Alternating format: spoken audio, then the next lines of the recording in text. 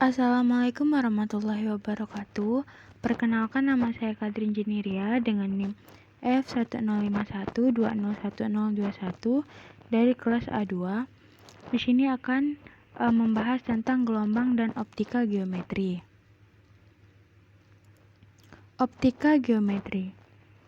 Optika geometri adalah cabang fisika yang mempelajari cahaya yang meliputi bagaimana terjadinya cahaya, bagaimana perambatannya, dan bagaimana sifat-sifat cahaya dikenal dengan nama optika. Sifat-sifat cahaya secara geometri ada hukum pemantulan, yaitu sinar datang, garis normal, sinar pantul terletak pada bidang datar. Sinar datang atau I sama dengan sudut sinar pantul atau R. Seperti gambar berikut. Kemudian cermin datar yang bersifat maya atau tidak nyata, sama besar dengan benda, tegak, berlawanan arah dengan bendanya, dan jarak antara benda ke cermin sama dengan jarak antara bayangan ke cermin. Selanjutnya cermin cekung, yaitu sinar datang sejajar sumbu utama akan dipantulkan menuju titik fokus. Sinar datang menuju titik fokus dipantulkan sejajar sumbu utama. Sinar datang menuju pusat kelengkungan cermin akan dipantulkan menuju pusat kelengkungan cermin tersebut. Seperti gambar berikut. Maka sifat bayangannya, yang pertama di depan cermin, yang kedua diperbesar, ketiga terbalik, dan keempat nyata.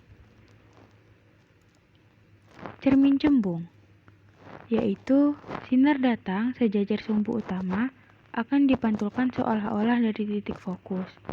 Sinar datang menuju titik fokus akan dipantulkan sejajar sumbu utama. Sinar datang menuju pusat kelengkungan cermin akan dipantulkan seolah-olah dari pusat kelengkungan tersebut.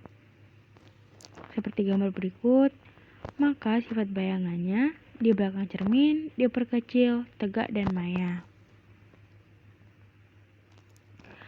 Selanjutnya, perbesaran bayangan pada cermin. Yang pertama, rumus umum cermin lengkung atau cekung dan cembung. Rumusnya 1/S ditambah 1/S aksen sama dengan 1/F. Dengan keterangan S sama dengan jarak benda, S aksen sama dengan jarak bayangan, dan F adalah titik fokus. Yang kedua yaitu perbesaran bayangan atau M. Rumusnya yaitu M sama dengan H aksen per H atau M sama dengan S aksen per S. Dengan keterangan H sama dengan tinggi benda dan H aksen sama dengan tinggi bayangan. Dan yang ketiga yaitu hubungan titik fokus dan jari-jari cermin. Untuk cermin cembung, F sama dengan min setengah R. Untuk cermin cekung, F sama dengan setengah R. Dan tabel perjanjian pembesaran cermin atau M. Alat-alat optik dan cacat mata atau gangguan pada mata. Alat-alat optik yang pertama, mata tak berakomodasi sama dengan mata yang relaksi. Yang kedua, mata berakomodasi sama dengan mata yang ototnya ditegangkan sehingga lensa mata cembung maksimum. Untuk titik dekat mata adalah titik paling dekat ke mata di mana suatu benda masih dapat dilihat dengan jelas ketika mata berakomodasi maksimum. Sedangkan titik jauh mata adalah lokasi paling jauh benda di mana mata yang tidak berakomodasi dapat dilihat dengan jelas. Cacat mata atau gangguan pada mata. Yang pertama ada miopi yaitu rabun jauh. Bisa menggunakan lensa cekung. Yang kedua hipermiopi atau rabun dekat. Bisa menggunakan lensa cembung. Yang ketiga yaitu presbiopi.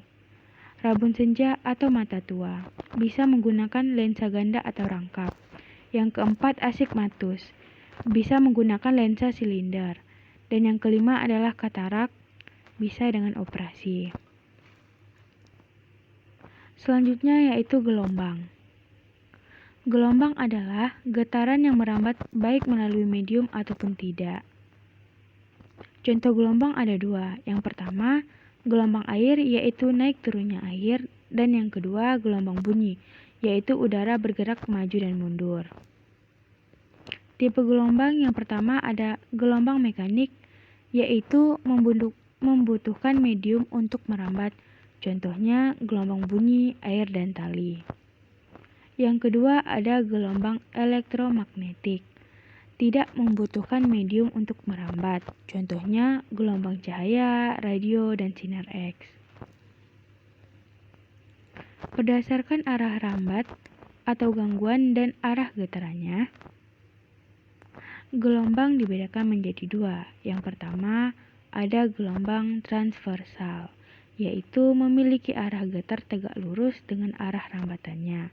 Contohnya gelombang cahaya, air dan tali, bunyi, kelinki, dan pegas. Yang kedua yaitu gelombang longitudinal, di mana memiliki arah getar sejajar dengan arah rambatannya.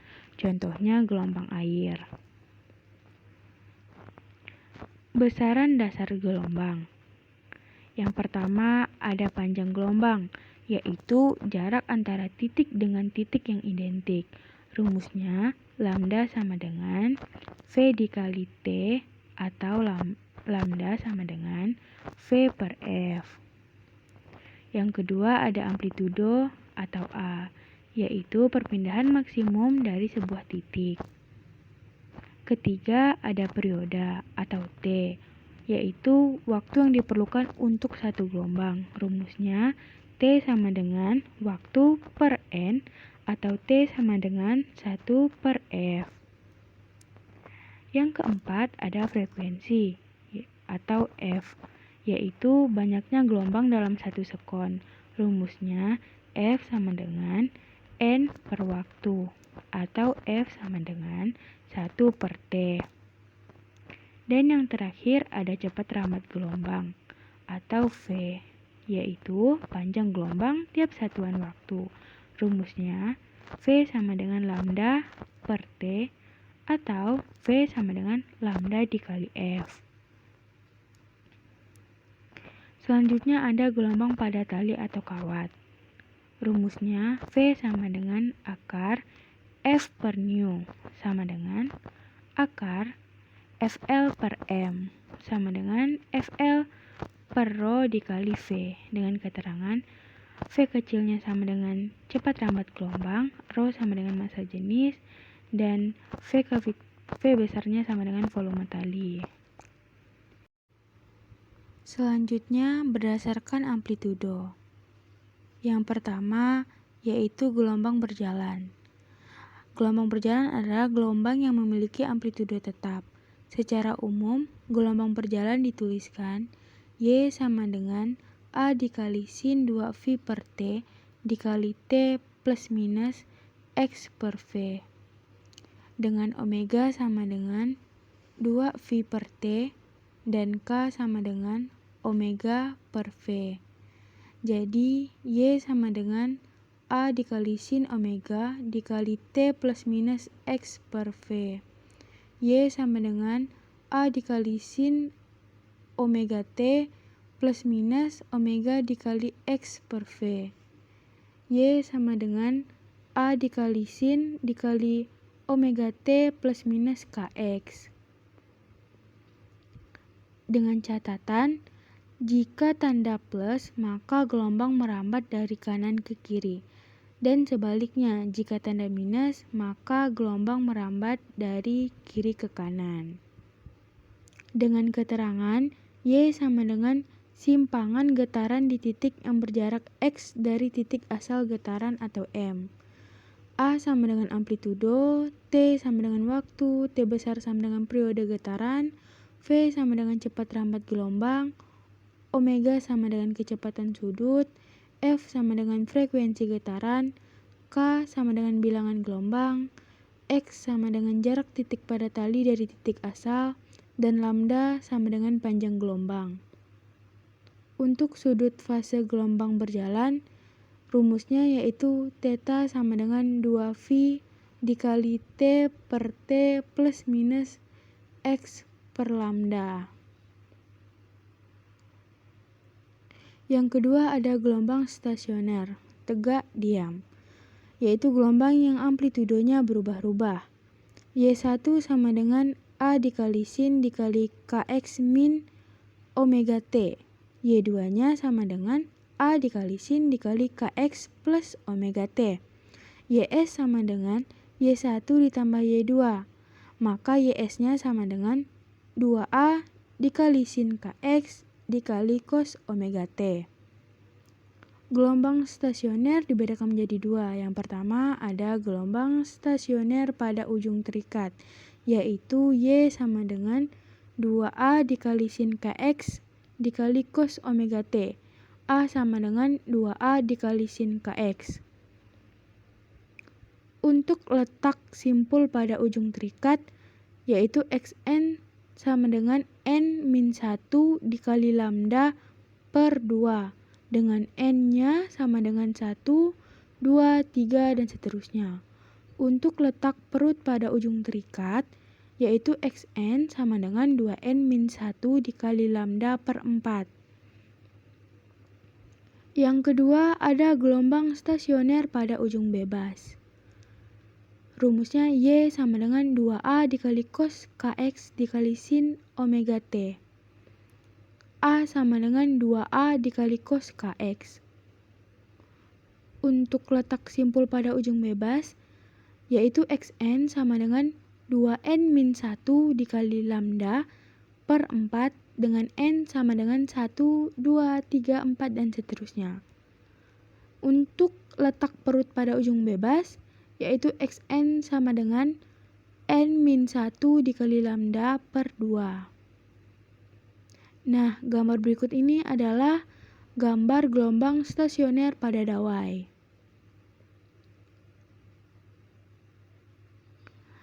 Frekuensi resonansi, yaitu saat terbentuk gelombang berdiri. Rumusnya F sama dengan N per 2L dikali akar T per nu. Lambda sama dengan 2L per N. Selanjutnya gelombang bunyi. Bunyi merupakan gelombang longitudinal. Gelombang bunyi yang merambat di udara dapat dijelaskan dengan mempelajari yang pertama, sifat bunyi, yang kedua, efek Doppler, dan yang ketiga, intensitas bunyi dan taraf intensitas. Yang pertama yaitu sifat-sifat gelombang bunyi, yaitu ada 6. Pertama, memerlukan medium untuk merambat. Kedua, mengalami pemantulan. Ketiga, mengalami pembiasan. Keempat, mengalami difraksi. Kelima, mengalami interferensi. Dan yang terakhir, mengalami resonansi. Untuk rumus efek Doppler yaitu Fp sama dengan V plus minus Vp per V plus minus Vs dikali Fs. Untuk yang terakhir yaitu intensitas bunyi dan taraf intensitas. Rumus intensitas bunyi yaitu I sama dengan P per A, atau I sama dengan P rata-rata per 4 VR kuadrat. Untuk rumus taraf intensitas adalah TI sama dengan 10 log I per I0. TI2 sama dengan TI1 plus 10 log R1 kuadrat per R2 kuadrat. TIN sama dengan TI plus 10 log N. Sekian dari saya, terima kasih. Wassalamualaikum warahmatullahi wabarakatuh.